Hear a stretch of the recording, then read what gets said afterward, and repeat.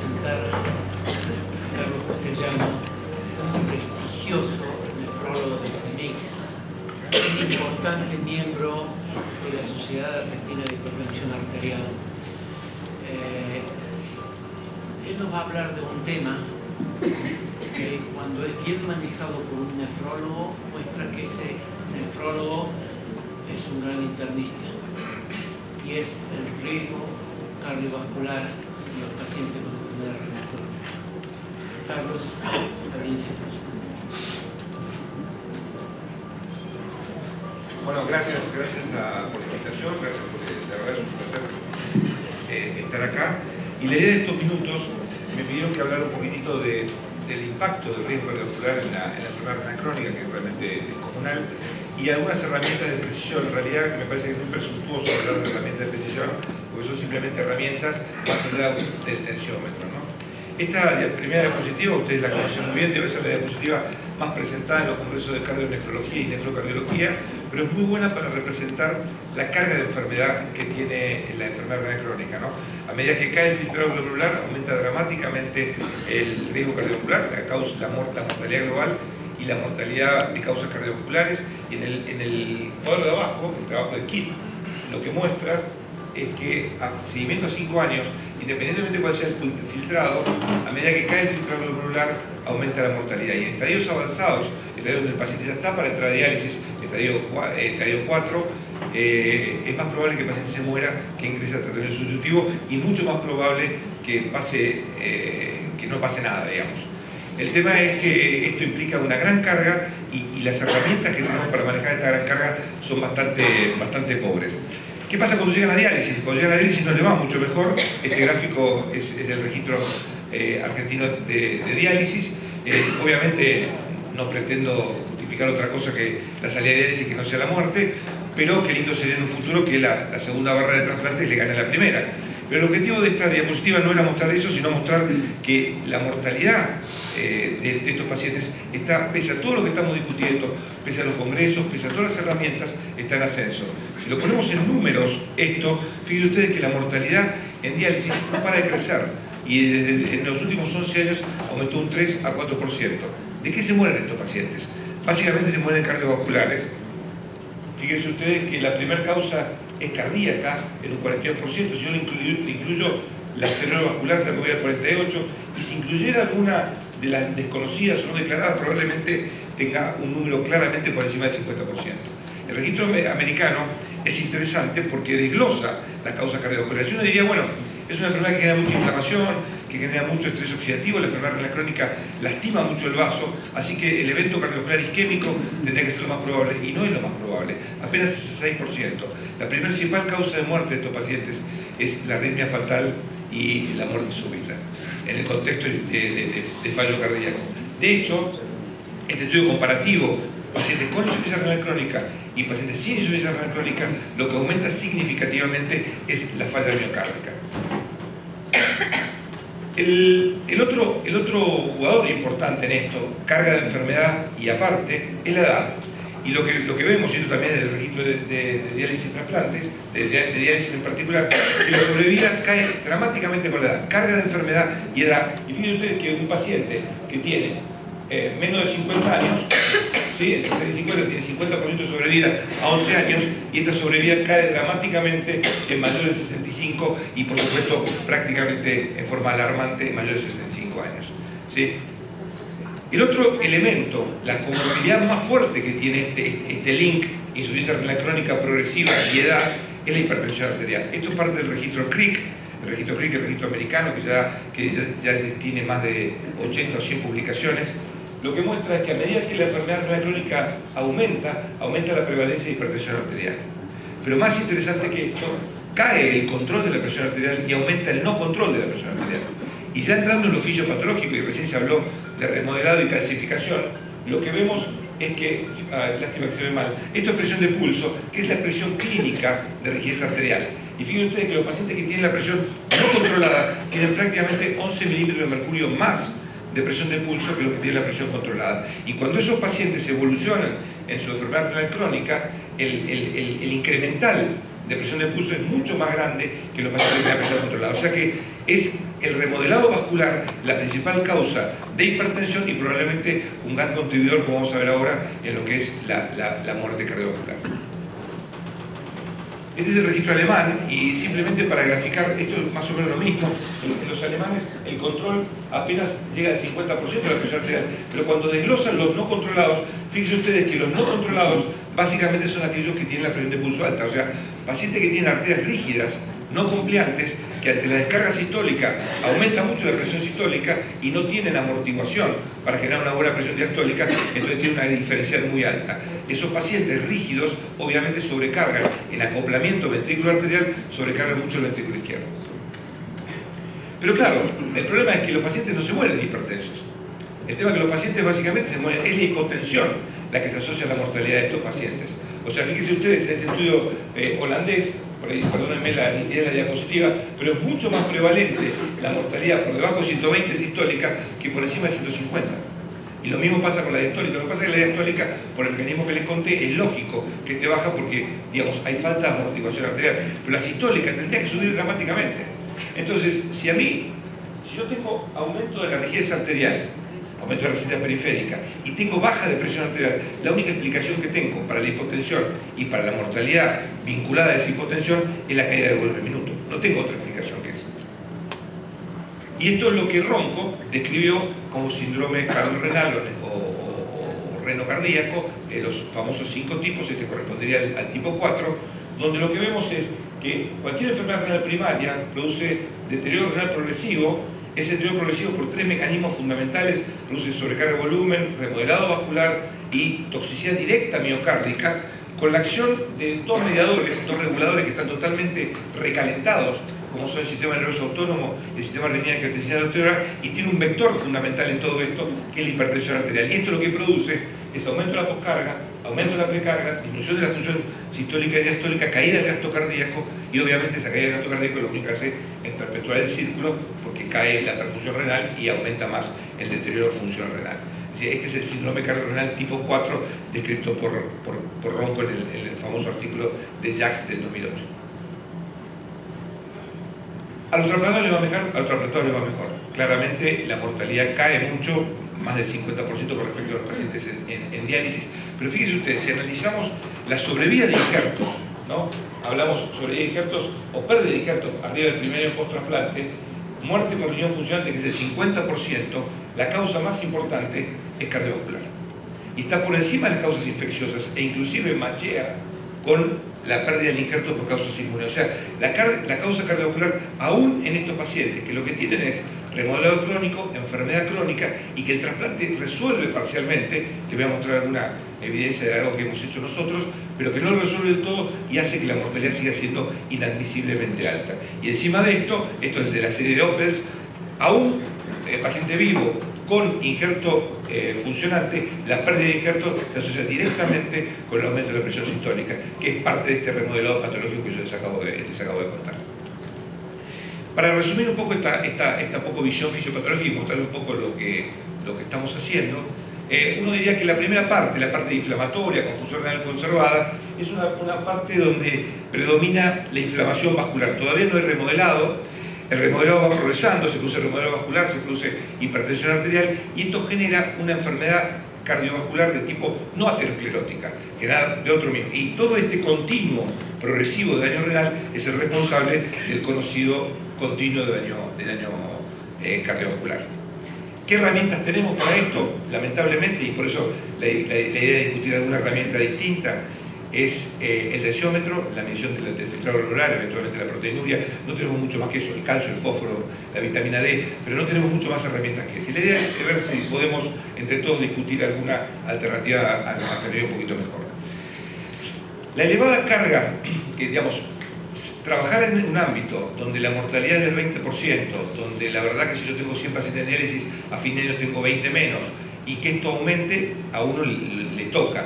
Y la idea es buscar entender un poco la fisiopatología para poder discutir alternativas que puedan ayudar. Y por eso que hicimos hace unos años, empezamos con estos registros. Son registros, no son trabajos, donde básicamente nos abocamos a estudiar la salud cardiovascular de los pacientes en 3 poblaciones: pacientes trasplantados, un registro que le pusimos nombre Precate; los pacientes en diálisis, el registro precadia, y los pacientes con insuficiencia renal crónica, que es el registro prevenir. Ya más o menos tenemos relevado casi 200 pacientes en diálisis y 100 pacientes trasplantados, también un montón de insuficiencia renal crónica, pero eso es más complejo porque los estadios es mucho más abierto y es mucho más difícil de mostrar evidencia con respecto a eso. Lo que hacemos básicamente es evaluamos un poco la salud y la mecánica y la funcionalidad de los vasos, la salud, la mecánica y la funcionalidad del miocardio y algún estado autonómico que nos puede orientar en lo que puede estar pasando. Lo que hacemos con los pacientes, básicamente, primero, la normatización, la estandarización de la toma de presión arterial. A los pacientes en diálisis los citamos el día intermedio, el día que no se dializa, los trasplantados un día que coincide con su control por el médico de seguimiento de trasplante, y en una determinada condición, en las mismas condiciones, con el mismo aparato y de la misma manera le tomamos la presión. Como usamos este aparato, que es un aparato más sofisticado, que mide oscilométricamente y calcula por una ecuación matemática otros parámetros, tenemos también datos de presión central y medición por cálculo, no por medición, de la velocidad de pulso, que es un marcador, el gold standard de rigidez arterial. Pero como es un elemento discutido, lo que hacemos también es medimos la velocidad de pulso en forma carótida femoral. Y lo que ustedes ven acá es un transductor en la carótida, un transductor en la femoral y una simple ecuación de distancia sobre tiempo. ¿Cuánto tarda la onda, que sería en este caso la de abajo, la onda femoral y la onda carotidia en recorrer la distancia? O sea, carotidia femoral, perdón, cuánto recorre y cuánto tiempo, cuántos centímetros recorre y en cuánto tiempo. Entonces tenemos centímetros por segundo como valor. Mientras más veloz sea la onda de pulso, quiere decir que la arteria está más rígida y esto se asocia claramente a mortalidad. ¿Cuál es la evidencia? ¿Cuál es el racional de esto? El estudio Crick ya también nos mostró que a peor función renal, mayor rigidez arterial, y esto se vincula claramente con mortalidad. Pacientes con velocidad de pulso por encima de 10, 11 metros por segundo aumenta dramáticamente por todo lo que les conté recién, aumento de la poscarga, sobrecarga, alteración de esa comunicación ventrículo-arteria que hace que básicamente hipoteque la función miocárdica. Y también es un objetivo terapéutico. Este es un trabajo que es viejísimo, pero no ha sido superado, el viejo trabajo de Guerin, que plantea la velocidad del pulso como un objetivo terapéutico. Lo que hizo fue, trató pacientes hipertensos, rígidos, con drogas que bajaban la presión y bajaban la velocidad del pulso, y drogas que no lo hacían. Claramente los sobrevivientes, lo que mejor les fue, fueron aquellos pacientes que le bajó la presión arterial y también le bajó la velocidad de la onda de pulso. O sea, que disminuyó el remodelado y la rigidez arterial y dejó de recalentar y sobrecargar el sistema. La otra medición que hacemos es evaluación de parámetros hemodinámicos. Básicamente usamos la cardiografía por impedancia. La cardiografía por impedancia es un método muy sencillo, es la emisión de una corriente eléctrica de bajo voltaje y que es emitida y sensada, y que esa corriente viaja a través del tórax y viaja obviamente por fluidos, y el fluido más grande que tenemos es el fluido aórtico, con lo cual es la resistencia o la impedancia contra el flujo aórtico que viene. Eso permite calcular, en realidad permite medir el gasto cardíaco, y el gasto cardíaco se calcula complacencia arterial, resistencia vascular sistémica y contenido de fluido torácico. Así que medimos esas variables. Después lo que hacemos a todos los pacientes, los paramos y vemos la respuesta hemodinámica en acostado parado para ver un poco cómo juega el fenómeno autonómico. Y después la otra cosa que hacemos, aprovechando un poco que los tenemos acostados, medimos la variabilidad de la frecuencia cardíaca. Como ustedes saben, una persona que tiene 60 latidos por minuto no tiene un latido por segundo, sino que tiene 1.1, 0.7, 1.2, 0.9. Esto es por la variabilidad de la frecuencia cardíaca, por los mecanismos de aceleración y desaceleración que generan el simpático y el parasimpático. Mientras más actividad enérgica tenga compensadora, mayor variabilidad y mayor salud y mayor, regulación. Cuando yo tengo enfermedades que alteran el Parkinson, la diabetes, la enfermedad renal crónica, el sistema nervioso autónomo, yo clínicamente lo que pierdo es la variabilidad de frecuencia cardíaca. Y por ejemplo, un paciente que tiene 60 por minuto tiene un latido por segundo. Entonces, tengo muy poca variabilidad y eso es un marcador de disfunción autonómica. ¿Cuál es el racional de esto? ¿Qué nos llevó a estudiar la hemodinamia? Básicamente, entre otras cosas, esta evidencia. Fíjense ustedes, todos sabemos que el paciente remodela el ventrículo izquierdo y desarrolla hipertrofia concéntrica, y que esto se asocia a mayor mortalidad. Pero fíjense este trabajo de Pauletti. Todos los pacientes todos los pacientes tienen fracción de disección conservada. O sea, es una falla funcional en pacientes. Todos seguimos estos pacientes. ¿Cuál es el ecocardiograma típico? Hipertrofia concéntrica del ventrículo izquierdo, dilatación de aurícula izquierda y fracción de disección conservada. Son muy pocos los que tienen caída arterial. Y sin embargo, se mueren de esto. O sea, se mueren de esto con corazones sanos. Ahora, sanos estructuralmente, pero no sanos desde el punto de vista funcional. Bien. ¿Cuál sería el racional para esto? ¿Cuál sería el razonamiento fisiopatológico? Ya les hablé recién del aumento de la poscarga, sobrecarga de trabajo. Se habló recién de la activación del fosfocálcico, la activación del mecanismo de Mentor. De hecho, esto es uno de los más interesantes para discutir, sobre todo porque hay tratamiento contra eso. Inflamación, estrés oxidativo, etcétera, etcétera. Y por supuesto, el efecto de la diálisis con los cambios de volumen y los trastornos hidroelectrolíticos y eventualmente la disautonomía. Todo esto hace que el miocardio evolucione a un fenómeno fibrótico, lo ponga inestable y ese es el miocardio que por alguna razón genera arritmias fatales y muerte súbita. ¿Cuáles son nuestros? Ahora quiero mostrar esto es un registro, esto está generando actividad académica, hay 3-4 papers en este momento que están en el arbitraje de resultados de estos era 3 y uno que está por salir, que tiene que ver con distintas cosas que hemos evaluado, que si quieren las podemos charlar después, pero quería mostrarles datos crudo del registro. Uno, el más sencillo de todos, grado de control de presión arterial en nuestra población, pésimo. ¿Okay? Pacientes en diálisis, solamente el 36% de los pacientes que nosotros le tomamos la presión estandarizada, no mapa, ¿no? En consultorio, promedio de 3 veces, en forma estandarizada, el control de la presión arterial de pacientes en diálisis es 36%. Queremos justificar la muerte, acá tenemos un justificativo, mal control de la presión arterial. ¿Qué pasa con los trasplantados? Apenas el 40%. Tenemos 60% de los pacientes que vienen a control de trasplante, se discute la inmunosupresión, se discute los bichitos, pero nadie discute la presión arterial, se van de la consulta con 17 de sistólica. ¿Qué pasa con el no control? Cuando discutimos no control, fíjense ustedes que los mecanismos que predominan son de rigidez arterial. Es no control sistodiastólico y no control sistólico, o sea, claramente rigidez del sistema.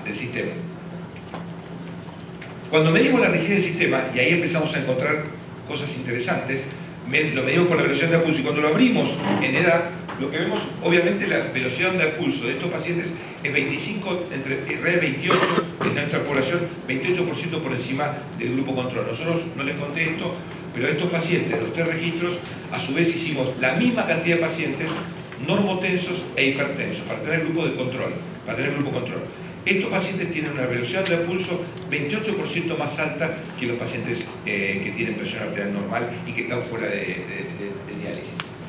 Cuando uno ve esta rigidez arterial dice, claro, es lógico, tengo rigidez arterial, tengo aumento de la presión de pulso, aumenta mucho la presión sistólica y baja mucho la presión diastólica. Cuando desglosamos esta fórmula, es cierto que cae la presión diastólica, pero la presión sistólica también cae con la edad. O sea que realmente algo le está pasando a ese ventrículo. Cuando yo esto lo pongo, bueno, por supuesto, inversamente proporcional, la rigidez a la descarga sistólica. Cuando lo pongo en números es más dramático. Divido la progresión en quintilos de edad y lo que veo es que el paciente joven, promedio de 36 años, es el más hipertenso y a su vez es el que tiene las arterias más blandas. Tiene 6 metros por segundo de velocidad de pulso. Y el paciente viejo, el quinto quintilo, tiene 84 años de promedio, tiene la presión arterial más, entre comillas, normal, ¿sí? Y es el más rígido. O sea, es un paciente que tiene pseudonormalidad, y lo vemos todos los días, empezamos a sacarle antihipertensivos, ¿no? Está hipertenso, le empezamos a sacar drogas, porque empieza a tener hipotensión. Bueno, se está empezando a morir. Esto es lo que está empezando a pasarle a este paciente. Entonces, si a mí me cae la resistencia periférica, me aumenta la resistencia periférica y me cae la presión arterial, claramente mi problema está en el volumen minuto. Entonces vamos a medir el volumen minuto y hagámoslo comparativo con otras poblaciones. Y lo que vemos es que el volumen minuto, la descarga sistólica de estos pacientes es sensiblemente más baja que los pacientes hipertensos y los pacientes normotensos, los grupos controles que les conté recién. Cuando abro en quintilo de edad pasa exactamente lo mismo. Los pacientes normotensos tienen mejor descarga sistólica, la descarga sistólica cae con la edad y esto es lógico, es envejecimiento. Lo mismo le pasa a los hipertensos, pero todos tienen amesetamiento, mientras que los enfermos renales son los que tienen peor descarga sistólica y la descarga sistólica cae con la edad. Obviamente discutimos mecanismos recién y dijimos, bueno, esto es fibrosis miocárdica y un montón de cosas. ¿Y cuál es el rol de la disautonomía? Este tema de ¿cuán disautonómicos son estos pacientes? Está claro que estos pacientes tienen hiperactividad simpática, estos pacientes tienen recalentado el sistema simpático. La discusión acá pasa, ¿qué pasa por receptor? ¿Qué pasa cuando ese simpático le pega al receptor beta y al receptor alfa? ¿Cómo responden? Miren la variabilidad de la frecuencia cardíaca. La variabilidad de la frecuencia cardíaca es francamente más baja en los pacientes con insuficiencia renal crónica. Cuando desgloso los componentes, un componente más importante es el total power, que es el poder autonómico global, los componentes de alta y baja frecuencia. Fíjense ustedes que prácticamente es significativamente más bajo que los hipertensos y obviamente mucho más que los normotensos. Cuando desgloso los componentes de total power, tengo el componente de alta frecuencia y baja frecuencia, ni simpático ni parasimpático, no tengo nada. O sea, no tengo actividad por receptor. Por eso, no lo traje, pero se lo quería contar, cuando paramos a estos pacientes en diálisis, el 32% de pacientes son hipotensos. ¿Okay? Tenemos 32% de hipotensión ortostática. ¿Quiénes son? Estos. Cuando vemos el estado autonómico, son los pacientes que están técnicamente disautonómicos y denervados. Miren la correlación entre el poder autonómico total, ¿sí?, y la descarga sistólica. A menor actividad autonómica, claramente menor descarga sistólica. O sea que la descarga sistólica, más allá de la fibrosis, más allá de todos los mecanismos mecánicos de poscarga, claramente la no respuesta autonómica es un factor que contribuye muchísimo. Y es interesante porque podría ser reversible. Hay partes que podrían ser reversibles y no. Tenemos que justificar por qué el trasplante mejora a estos pacientes y por qué muchos de los trasplantes se siguen muriendo, pese al trasplante. ¿Qué pasa con el trasplante? Estos son los mismos gráficos que les mostré recién, sin los trasplantados. Cuando yo pongo los trasplantados, claramente, no se lo dije, pero se los aclaro ahora, todos estos grupos están machados por edad, por índice de masa corporal y por presión arterial. Salvo los normotensos, que son normotensos, el resto los tres grupos tienen la presión arterial totalmente machada. O sea, lo que mejora es el acoplamiento. Son pacientes que tienen presión arterial tan alta, eventualmente como los pacientes en diálisis, pero que tienen mejor ventrículo y arterias más relajadas. O sea, tienen mejor descarga sistólica y arterias más compleantes. Algo cambió con el trasplante. Cuando yo esto lo desgloso en quintilos, fíjense ustedes que mejoran todos los quintilos de edad. O sea, acá la edad no juega tanto como el efecto del trasplante. Y la pregunta que uno se hace, ya un poco terminando, la pregunta que uno se hace ¿es el estado de trasplante? ¿Es trasplantar a estos pacientes o es la recuperación funcional? Entonces lo que hicimos es agarramos solamente a los trasplantados y los dividimos en cuartilos de filtrado glomerular. Y lo que vimos claramente es que los pacientes que tienen mejor filtrado glomerular son los que tienen mejor descarga sistólica y los que tienen arterias más elásticas, o sea que tienen menor resistencia vascular sistémica. Y los pacientes que tienen peor función, aunque estén trasplantados, se asemejan a los pacientes en diálisis. Lo que mejora también de estos pacientes es, fíjense ustedes, el total power está acá abajo, pero fíjense ustedes, de 177 es una unidad numérica, pero prácticamente no hay actividad autonómica. La mejoría funcional lo hace pasar a 319, a 390, a 650 y a 890. O sea, claramente hay una recuperación autonómica. Así que parte de la recuperación funcional de ese miocardio, en esta cosa de irreversible, está dado por una mejoría del tema autonómico. Este es el continuo que les mostré recién, o sea, continuo de daño renal y continuo de daño cardiovascular. Obviamente no tengo soluciones, porque básicamente es algo absolutamente descriptivo, pero uno diría, con todo lo que vimos, ¿no? Por eso es interesante cuando se discute valor de presión arterial para el paciente renal crónico. ¿Qué sé yo? ¿Qué función renal tiene? ¿En qué estadio? ¿Diálisis, no diálisis? ¿Filtrado glomerular normal? ¿Proteinuria, no proteinuria? Creo que esto es un continuo y las acciones tienen que ver con el continuo. Lo que está claro es que la acción tiene que ser precoz y enérgica. Tiene que ver con lo que discutimos recién del foco cálcico, pero también con el control de la presión arterial, etcétera, etcétera. ¿Qué diría como conclusiones? Que claramente tenemos que controlar los factores cardiovasculares y tratar de generar mayor nefroprotección. Mientras menor actividad inflamatoria tengamos, mientras mejor función renal tengamos, mejor le va a ir a nuestros pacientes.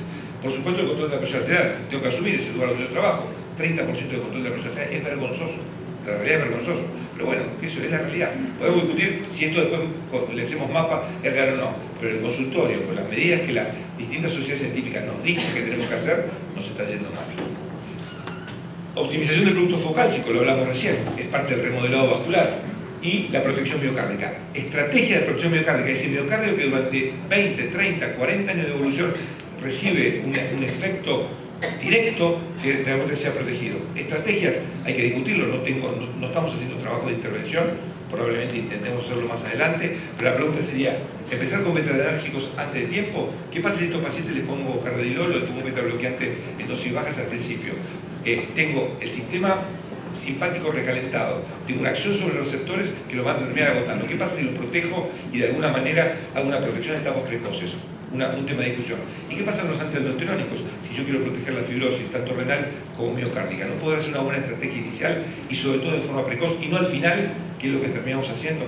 Bueno, en definitiva, más preguntas que respuestas, pero esta es, bueno, esto en la vida es eso, ¿no? Más preguntas que respuestas, así que la idea era presentarles un poco lo que estamos haciendo y bueno, no hemos logrado nada, hemos logrado solamente información, pero bueno, esperemos que esta factoría, en la medida que podamos seguir sumando pacientes, esto pueda seguir progresando. Muchas gracias.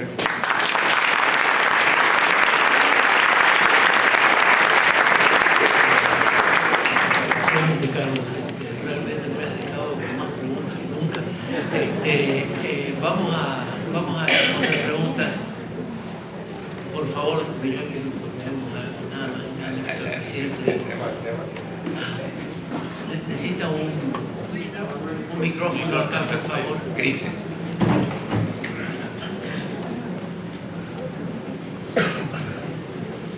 Yo creo que ya lo he dicho otras veces, pero quiero felicitar a Carlos por el trabajo que está haciendo.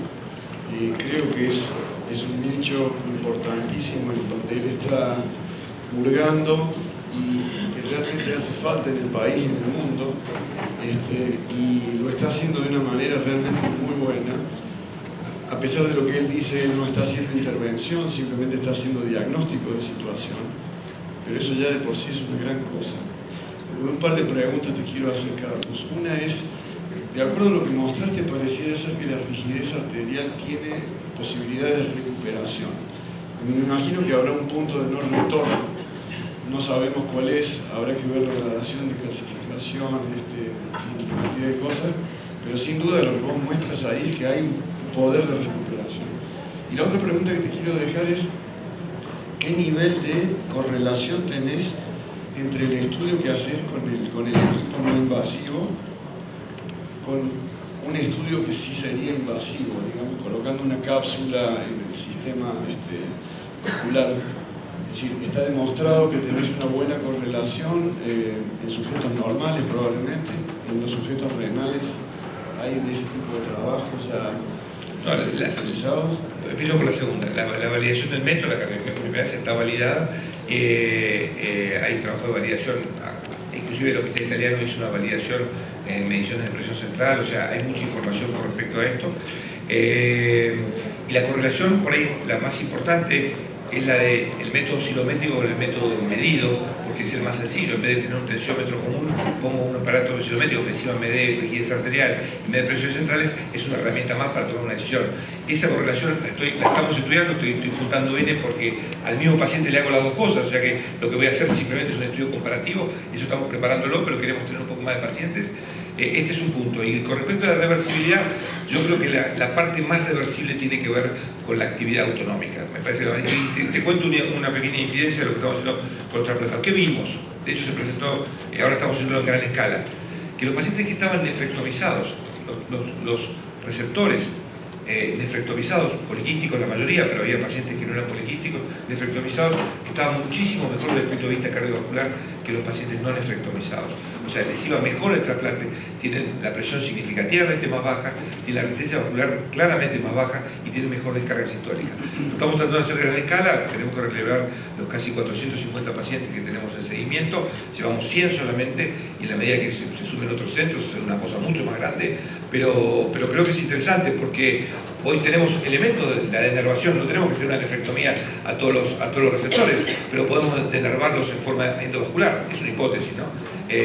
Podemos denervarlos en forma endovascular y a partir de ahí poder generar una mejor sobrevida, mejor manejo de la presión arterial y que el injerto dure más. De lo que es cardiovascular, no me meto ni en lo inmune, ni tampoco me meto, aunque la relación entre lo inmune y el simpático, revísela, es más que interesante.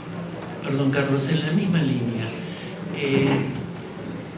porque creo que la gente lo va a necesitar aclarado.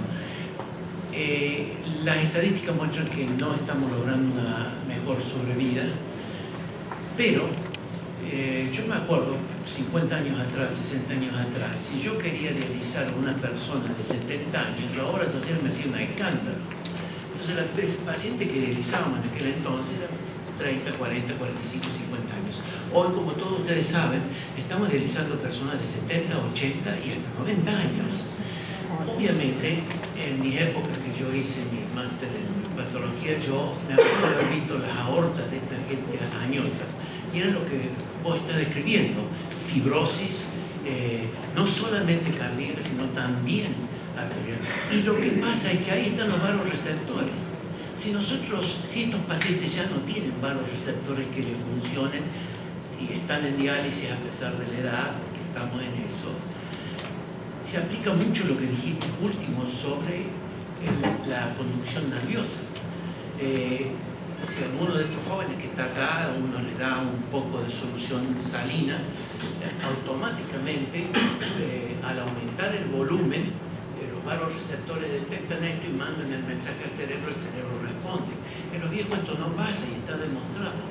¿No será que, como estamos dializando pacientes mucho más añosos, los resultados parecen ser iguales o que no están mejorando? A ver, es muy buena observación, lo que pasa es que el desglose era más largo, pero aún en los jóvenes, cuando uno desglosa los quintilos poblacionales, también la mortalidad no disminuye. Ya, claramente, Muchas gracias. hay más añosos, pero es eso. Muy bueno. Doctor, por favor.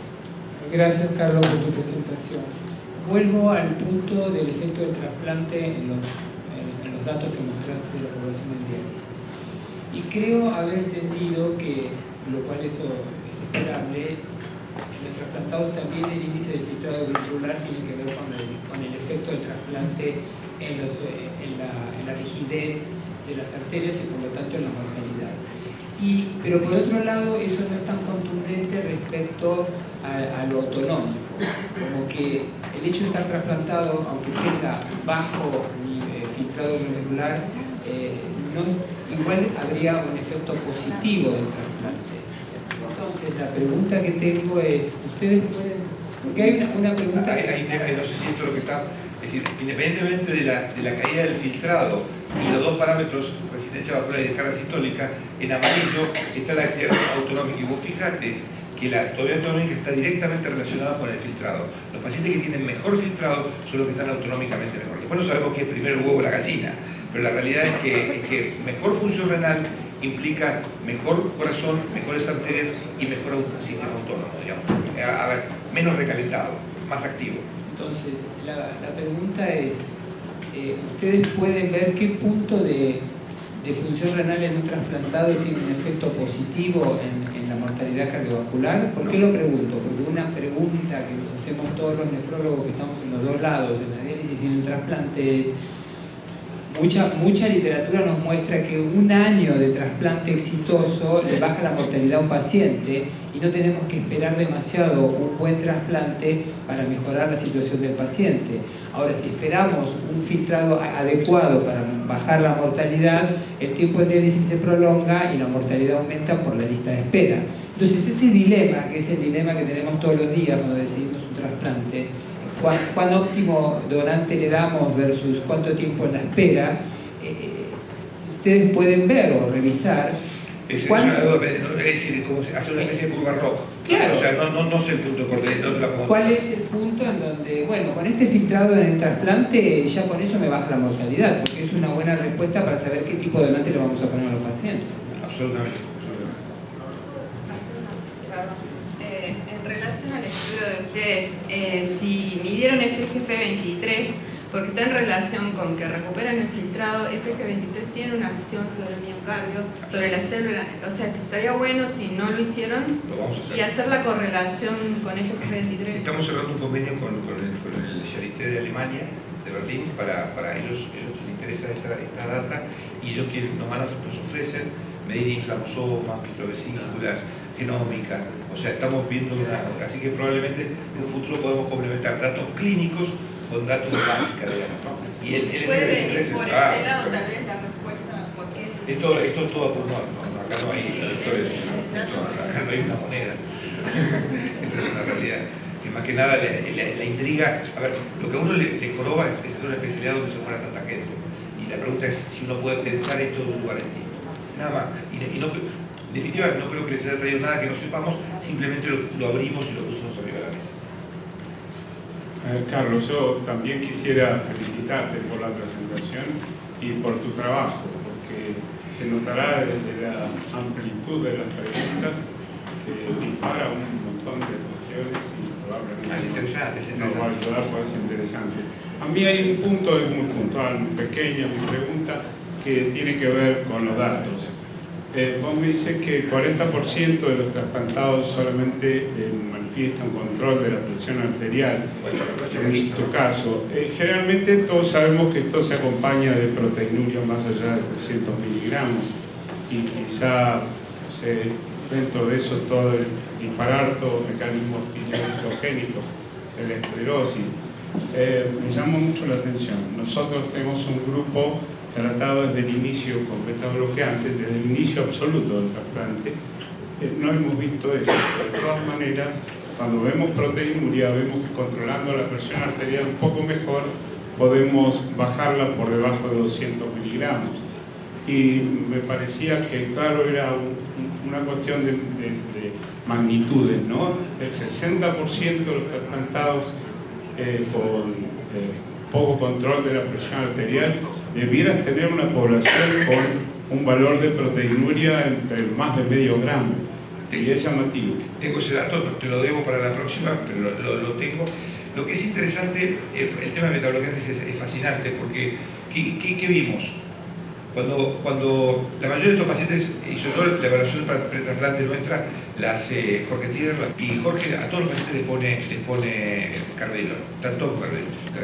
Te diría que casi el 100% de los pacientes que están en lista están con carvedilol. ¿Qué vimos? Que estos pacientes en diálisis, el 32% se los hipotensaba cuando lo parábamos. Y la única factor independientemente asociado a esto es metabloqueantes. O sea, estos pacientes se mueren menos con metabloqueantes, pero se hipotensan más. Entonces la pregunta, ¿qué es peor? Digamos, la protección miocárdica de un miocardio fibroso con metabloqueantes o el ortostatismo que está claramente asociado a mortalidad. No lo encontramos. Se murieron, de la serie esta se murieron 18, y cuando analizamos quiénes fueron los que se murieron fueron estos. O sea, los pacientes que tenían bajo gasto cardíaco hicieron hipotensión ortostática y estaban con metabloqueantes. Claro, no, yo me refiero a beta-bloqueantes desde el inicio del trasplante. Mi grupo tiene un 25% de enfermos trasplantados antes de ingresar a diálisis y una gran mayoría de trasplantes con donante vivo. Entonces, no los recibimos en una condición desde diálisis tan desfavorable y podemos empezar el trasplante con beta-bloqueantes. Perfecto.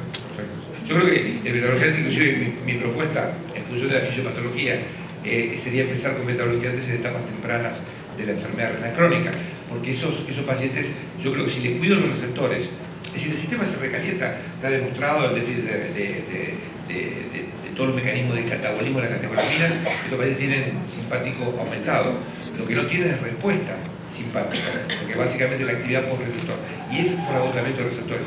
La hipótesis sería que se agotan por la etapa a medida que aumenta la enfermedad renal crónica, y esto en la medida que se deja de recalentar el sistema con el trasplante, la cosa vuelve a su lugar. Por eso la mejoría hemodinámica. Bloquear a estos pacientes en etapas iniciales puede ser una buena idea.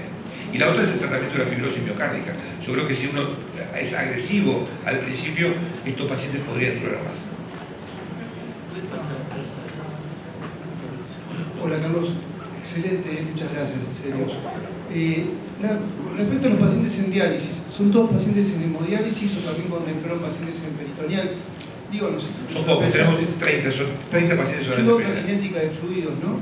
Que vos sabés, tal vez el tema de la cinética que tiene el vaso en un paciente en diálisis con ganancia y pérdida en poco tiempo con respecto a un paciente que, bueno, esté continuamente sobrecargado, como puede ser estos son dos hemodiálisis. Tenemos 30 de peritoneal y te adelanto. Bien. Son muy poquitos. No tengo diferencias en variables hemodinámicas todavía. O sea, hoy yo diría, uno sabe que los pacientes en DP se mueren menos, es menos inflamatoria, pero no tengo esa evidencia, no tengo marcadores subrogantes que justifiquen eso. Quizás lo que falta es un N más grande. Por eso que esto está abierto, y la verdad que la medida que los centros se quieran acompañar, esto es muy sencillo de hacer. Requiere tiempo, requiere voluntad, pero acá no estamos hablando de un equipamiento caro, es tiempo, ganas y estudiar más pacientes. Y las conclusiones van a ir saliendo del N, ¿no? Bueno, Luis. damos por finalizada. Entonces agradecemos otra vez al laboratorio Sanofi y a Andrés Pizarro.